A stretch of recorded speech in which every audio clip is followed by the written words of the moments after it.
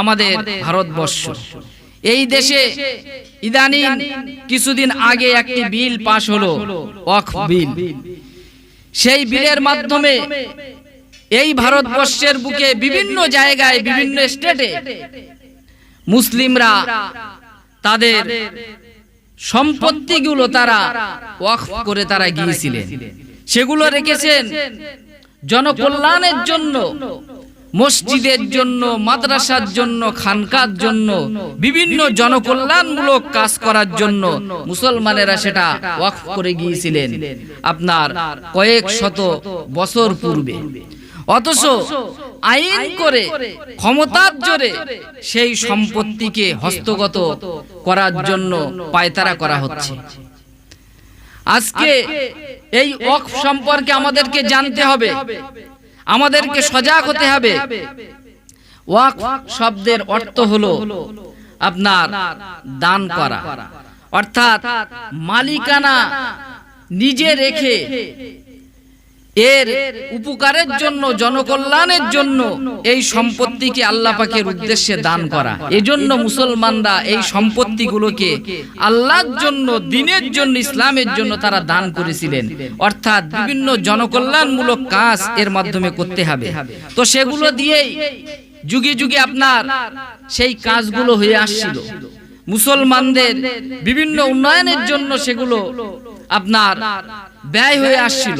কিন্তু বর্তমানে সেটাকে নেয়ার জন্য আইন করে কেন্দ্রীয় সরকার মুসলমানদের খেলাফ অবস্থান নিয়েছে, মুসলমানদের বিরুদ্ধে অবস্থান নিয়েছে। আজকে এটিও আমাদের এক ঈমানি পরীক্ষা। কেননা যদি তার এখানে সাকসেসফুল হয়, আজকে ভারতবর্ষ যেখানে আপনার হাজার হাজার মসজিদ, মাদ্রাসা, খানকা নিয়ে যে ভারতবর্ষ, এগুলোকে বিলীন করার একটি ষড়যন্ত্র তারা করছে। কাজেই আমাদেরকে প্রতিবাদ করতে হবে, প্রতিবাদের ভাষা আমাদেরকে জানতে হবে। সেই প্রতিবাদ কেমন করে হবে এটা আমাদেরকে বুঝতে হবে। তারা বিভিন্ন রকম ভাবে ষড়যন্ত্র করছে, সেই ষড়যন্ত্রের ফাঁদে আমাদেরকে পা দিলে হবে না। আমরা ভারতবর্ষের বুকে হিন্দু, মুসলিম, বৌদ্ধ, খ্রিস্টান, আরো যে সমস্ত মানুষ আছেন, আমরা শত সহস্র বছর ধরে আমরা একে অপরে মিলেমিশে আমরা বসবাস করছি। আমাদের মধ্যে কোনো ভেদাভেদ নেই, আমাদের মধ্যে কোনো পার্থক্য নেই। আমরা মুসলিমরা হিন্দুদের বিভিন্ন পার্বণে তারা যায়, ঠিক অনুরূপ ভাবে মুসলিমদের বিভিন্ন আপনার ঈদ, বিভিন্ন আপনার উৎসবও কিন্তু অমুসলিমরা আসে। এই যে একটি মিলন মেলা আমাদের মধ্যে আসে এবং আমরা যুগ যুগ ধরে এটাকে টিকিয়ে রেখেছি, কিন্তু একটি মহল এটাকে নস্যাৎ করার চেষ্টা করছে। তার এটা মনে করছে যে মুসলিমদেরকে পৃথক করে দাও, আলাদা করে দাও, কিন্তু এই ষড়যন্ত্রে আমাদেরকে পা দেয়া যাবে না। আমার অমুসলিম ভাইয়েরা যারা, বোনেরা যারা আছেন, তারাও কিন্তু আমাদের আমানত। অমুসলিমদের উপরে কোনো অত্যাচার করা যাবে না, একথা আমরা বলি নাই, একথা স্বয়ং বিশ্ব নবী রাসূল করিম সাল্লাল্লাহু আলাইহি ওয়াসাল্লাম তিনি বলেছেন। রাসূলুল্লাহ সাল্লাল্লাহু আলাইহি ওয়াসাল্লাম বলেছেন, কোন জায়গায় যদি মুসলমানরা সংখ্যাগুরু হয় আর সেখানে অমুসলিমরা যদি সংখ্যালঘু হয়, তাহলে এই সংখ্যালঘুরা হচ্ছে পবিত্র আমানত। এই আমানতের খেয়ানত করা যাবে না, তাদের উপাসনালয়গুলিকে ধ্বংস করা যাবে না, তাদের বিরুদ্ধে কটূক্তি করা যাবে না, সেগুলোকে আমাদেরকে রক্ষা করতে হবে। এই খেয়ানত যদি কেউ করে, তাহলে আল্লাহর দরবারে বিশ্ব নবী মুহাম্মদুর রাসূলুল্লাহ সাল্লাল্লাহু আলাইহি ওয়াসাল্লাম মুসলমানদের বিরুদ্ধে হয়ে অমুসলিমদের পক্ষে তিনি মামলা লড়বেন। কাজেই অমুসলিম ভাই এবং বোনেরা যারা আছেন, তাদেরকে সঙ্গে নিয়ে এই কালা কানুনের বিরুদ্ধে আমাদেরকে পথে নামতে হবে। এবং আমি আরজ করব, ভারতবর্ষ সহ পশ্চিমবঙ্গের বিভিন্ন সংগঠন যারা আছেন, মুসলিম সংগঠন, আমি আপনাদের কাছে অনুরোধ করব যে আপনারা নিজেদের মধ্যে দলাদলি করবেন না, নিজেদের মধ্যে একে অপরের বিরুদ্ধে কাদা ছোড়াছুড়ি করবেন না। নিজেদের ইখতিলাফ যার যেখানে সেখানেই থাকুক, কিন্তু এই প্ল্যাটফর্মে আমাদেরকে ঐক্যবদ্ধ হতে হবে।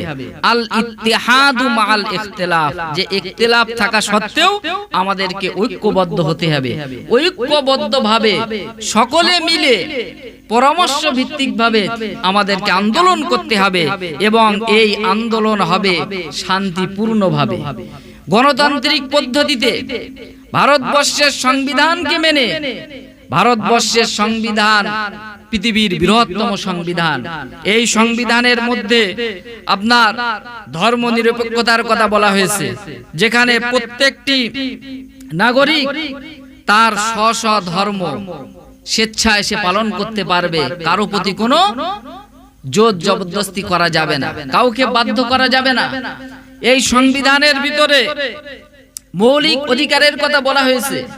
এই সংবিধানের ভিতরে প্রত্যেকটি নাগরিক তার দাবি দেওয়ার জন্য তিনি রাজপথে নামতে পারেন, আন্দোলন করতে পারেন, প্রতিবাদ করতে পারেন, সমাবেশ করতে পারেন। সেই অধিকার কিন্তু সংবিধান দিয়েছে। কাজেই সেই সংবিধানের আলোকে আমরা শান্তিপূর্ণভাবে আমরা জনগণকে সচেতন করব এবং এই কালা কানুনের বিরুদ্ধে আমরা রুখে দাঁড়াবো এবং অমুসলিম ভাই বোন যারা আছে তাদেরকেও আমরা সঙ্গে নেব। কেননা তারাও কিন্তু আমাদের প্রতিবেশী, তাদের সাথে আমাদের কোনো দুশ্মনী নয়, কোনো শত্রুতা নেই। তাদের বিপদ আপদে আমরা আছি, আমাদের বিপদ আপদে তারাও আছে। কাজেই এটিও কিন্তু একটি, যে কথা বলছিলাম আপনাদেরকে আমি, যে ঈমান এনেছি বললে আল্লাহ রাব্বুল আমিন ছাড়বেন না, ঈমানের পরীক্ষা দিতে হবে।